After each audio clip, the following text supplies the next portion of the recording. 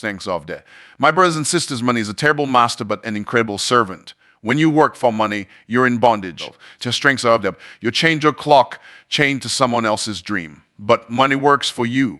Your strengths are live your purpose, free to serve others, and free to multiply wealth instead of constantly striving for it. ChatGPT said, most people spend their entire lives working for money without realizing they'd money their master. They get up early, clock hours in, and come home exhausted, only to repeat the cycle the next day. They think they are in control because they earn a paycheck. But the truth, as long as you're trading time for money, money is then in control of you. It's dictating where you go, how long you work, and even how much you can enjoy your life. Test strengths are that you were not created to be a servant to money. It was created to serve you, not the other way around. Until you shift your relationship with money, you will stay in a place of struggle and frustration. Money is like fire. If you don't control it, it will burn you. If you master it, it will warm your house and cook your food. The problem is most people never learn how to master it. They become slaves to debt, slaves to bills, slaves to fear, and slaves to the next payday. And here's the dangerous part. Society has conditioned us to believe this is normal.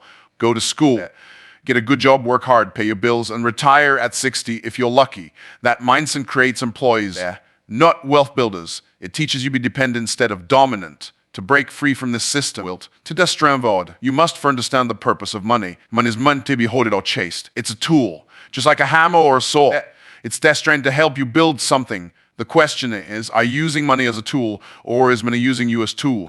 When money is your master, you're forced to make decisions out of fear.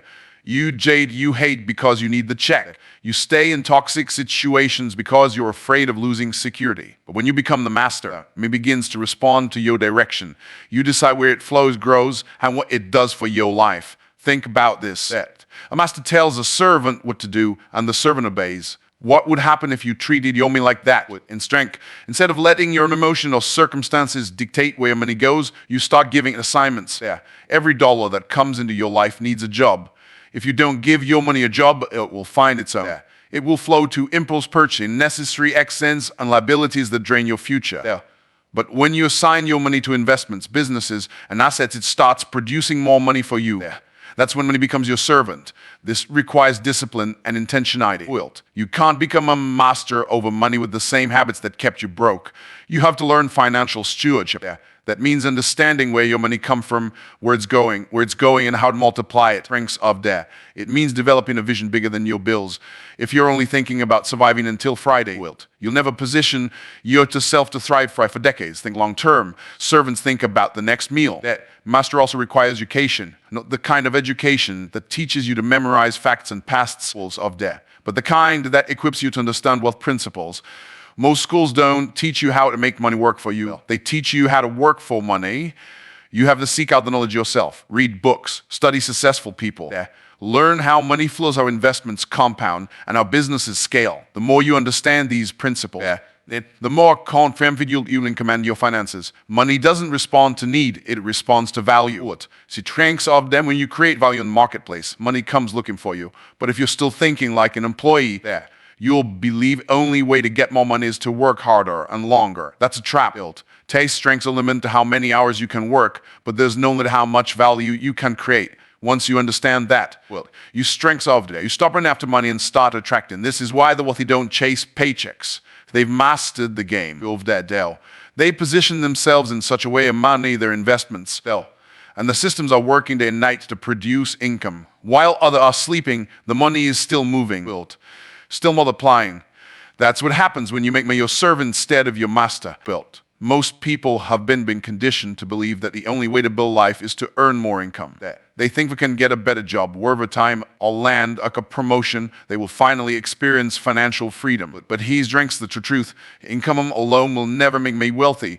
It comes in, you spend it, and it's gone. If you truly want to change your financial future, you must shift from earning income to building assets. Take strengths of debt. Assets are the foundation of wealth because they continue to produce income even when not working. When you rely only on income, you're stuck in a cycle where you must keep showing up to keep the money flowing. If you get sick, take time off, or lose your job, the income stops. That's why most people live with constant financial stress. Test strengths of debt. The emergency way from losing everything it depends on their ability to work. But assets change the game completely. Assets are things that put money in your pocket, whether you work or not. They are income producers that grow over time, and they don't call in sick, get tired, or demand more hours. An asset can take many forms. Real estate that produces rental income is an asset. A business that runs on systems and people, instead of just your own effort, is an asset.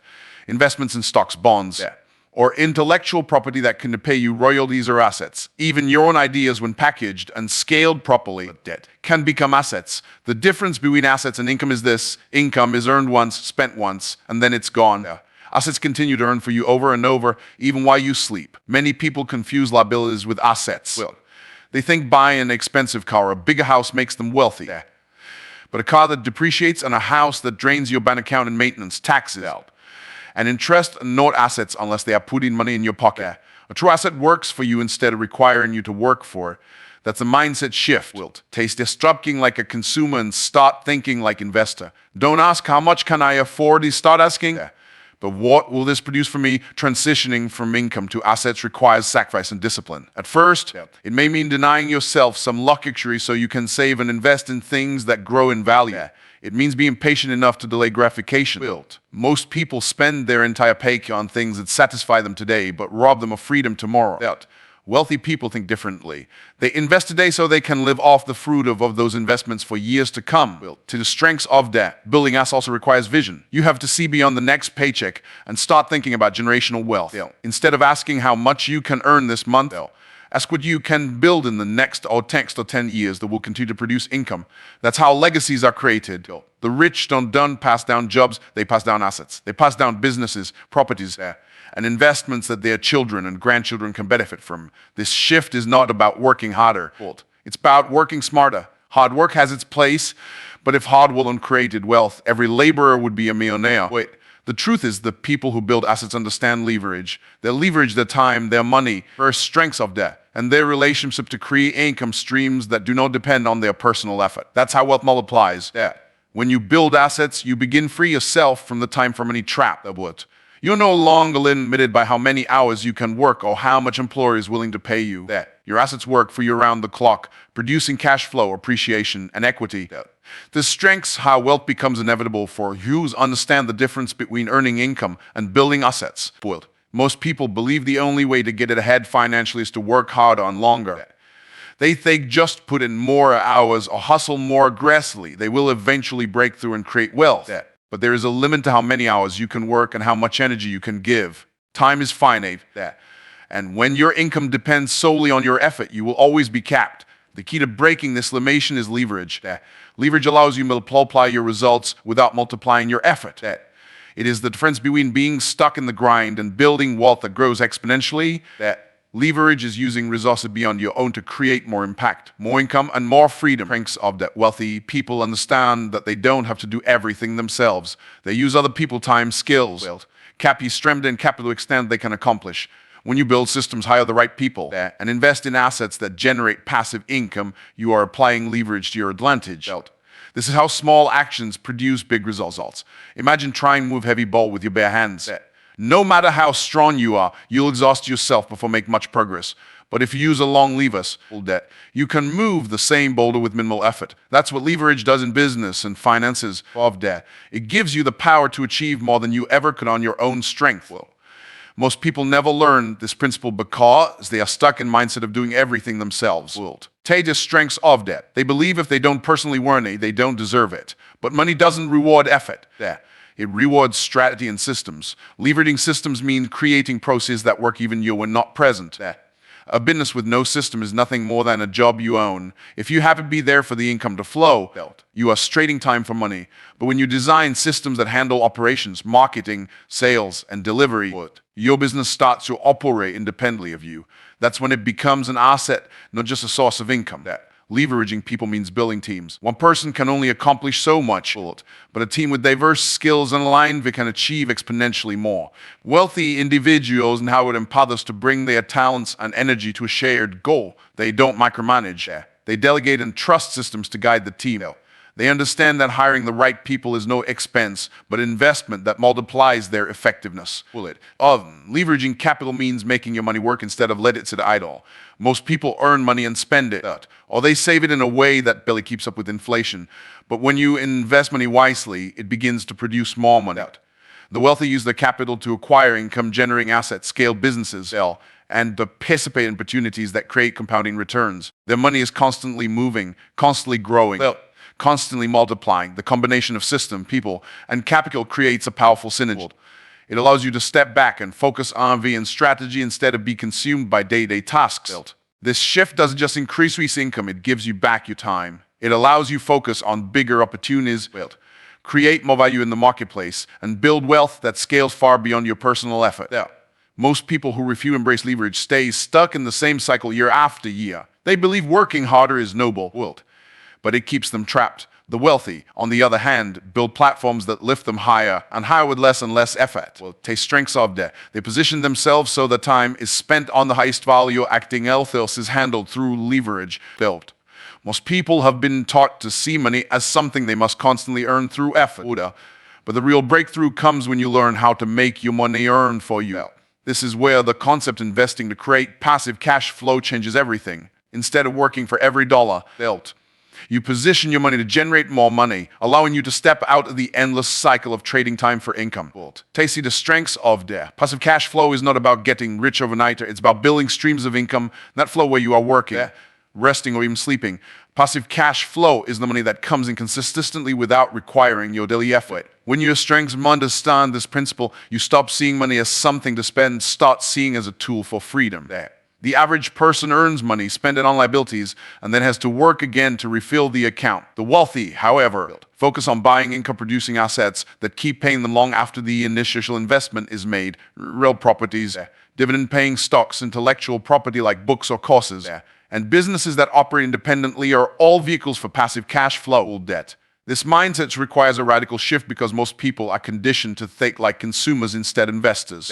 When they get a paycheck, they immediately think about what they can buy, a new and a bigger car, or a vacation. That's how they stay trapped in the same financial position year after year. To build passive income, you have to reverse that thinking. Instead of asking, but how much can I spend, to start asking, to strengths of debt. But how can I use this money to buy my freedom? Every dollar you invest, why has the potential to become an employee that works for you free? Imagine planting a fruit tree. At first, it requires effort and care. You have to water it, protect it, and make sure it grows strong. But once it matures, it starts producing fruit season after season without you needing to plant a new seed every time. Strengths of debt. That's what happens when you invest for passive cash flow. You may put in work and losses upfront, but over time, those investments begin to bear fruit continuously. It's also important to understand that passive doesn't mean absent. Creating cash flow often requires initial season of active effort. Build a business system, setting up real estate, or learning how to invest in the stock market demands time, energy, and education. But the key difference is that once the system is built, it can run without your constant attention. Most people never get to this stage because they get up too early or they are afraid to invest. They cling to their money, they see their strength save their way to wealth, not realizing that money sitting still is losing value through inflation. To create passive income, you have to be willing to release fear and embrace calculate risk. Taste strengths of debt. Every wealthy person has taken risk with their money, but they didn't do it blindly. They learned the principles, understood the numbers, and moved strategically. They didn't work for money forever. They worked to build a machine that will eventually make money work for them. And the critical component is diversification. One stream of passive income is good, but multiple streams create security. If one dries up, others keep flowing. This is how wealthy people weather economic storms, continue to grow their wealth even in downturns. They don't rely on one job or customer. They build portfolios of assets that spread out the risk and increase the reward of debt. Shift to passive cash flow mindset also gives you something far more valuable than time. When your investment generates income, you're free to focus on what matters most. You can spend more time with your family, purpose, and explore opportunities that align with your values. This is the ultimate goal, not just to get rich, but to live free and create a lasting impact. Most people spend their entire lives thinking about how to survive. They wake every morning consumed with thoughts of paying bills, keeping food on the table, and making it to the next paycheck. This survival mindset keeps them trapped in a cycle of working harder but never getting ahead. Wealthy people think differently. Strengths of debt. They operate from a legacy mindset. They are not just thinking about how to get through today or even the next few years. They are thinking generations ahead. Building wealth and systems that will outlive them and benefit their children and their children's children will. A legacy mindset shifts from assumption to creation.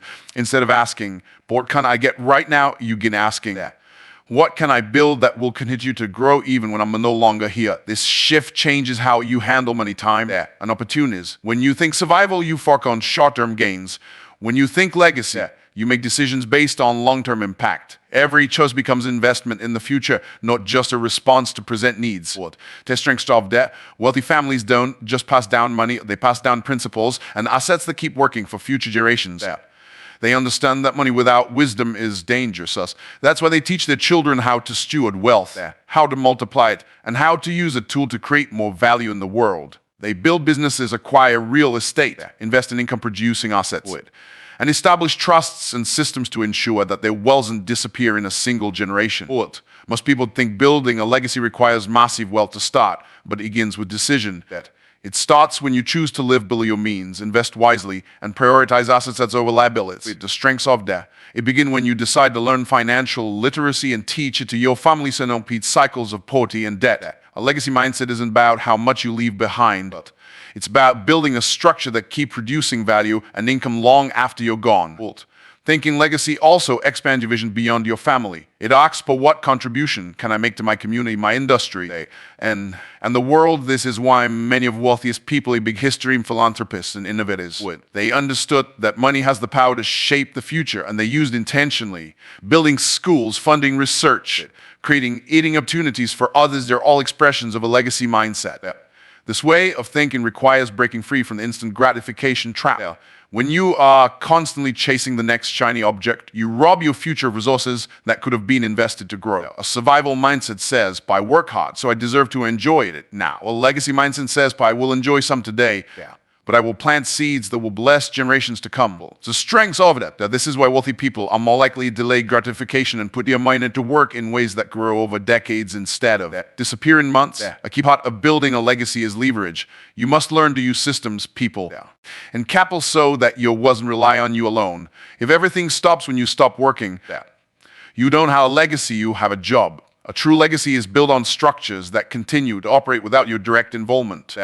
Businesses with strong leadership teams, investments with built-in growth, and in strength intellectual property that generates are all examples of this kind of structure. Your name carries weight, and the decisions you make today determine whether it becomes a burden or a blessing for generations that follow. A legacy mindset understands that true wealth is just measured in dollars, but in the opportunities minates and systems you leave behind. It asks not only for what am I building, but also but who am I becoming in the process, because who you are will shape everything you create. Money doesn't move toward need, it moves toward value. This is one of the greatest financial principles you can ever understand. People often assume because they need more money, they should automatically be paid more. But money doesn't flow to need, flows to those who create solutions, solve problems, and provide value in the marketplace. The moment you shift your focus from making money to creating value, you open the door for wealth to pursue you instead of you constantly chasing it. Value is created when you identify a problem and provide a solution that improves someone's life or business. The bigger problem you solve and the more people you serve, the more money you can make. Think about every successful business around you. They are not paid because they exist. They are paid because they solve a specific issue for a specific group of people. When you stop asking, take the strengths of there, but how can I get them on state asking of how can I create more value, you can align yourself with how wealth is generated.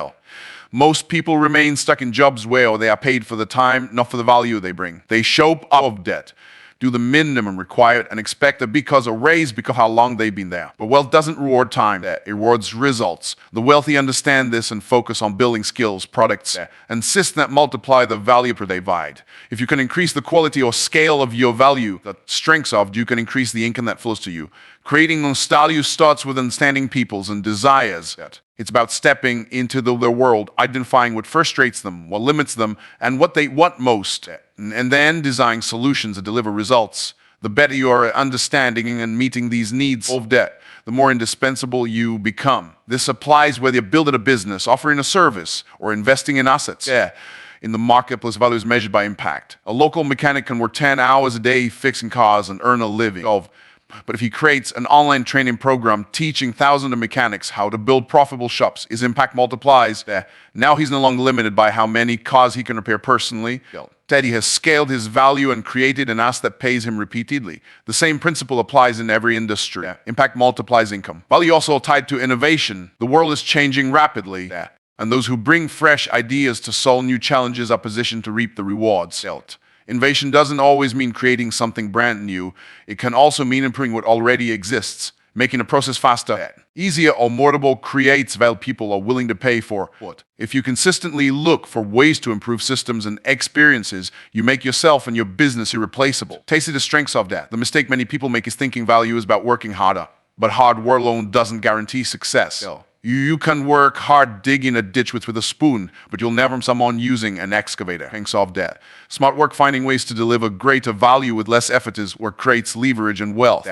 This is why the wealthy invest in tools, technology, and teams. They understand that their time is limited, but value creation can scale infinitely when they use the right strategies. There is no shortage of money in the world.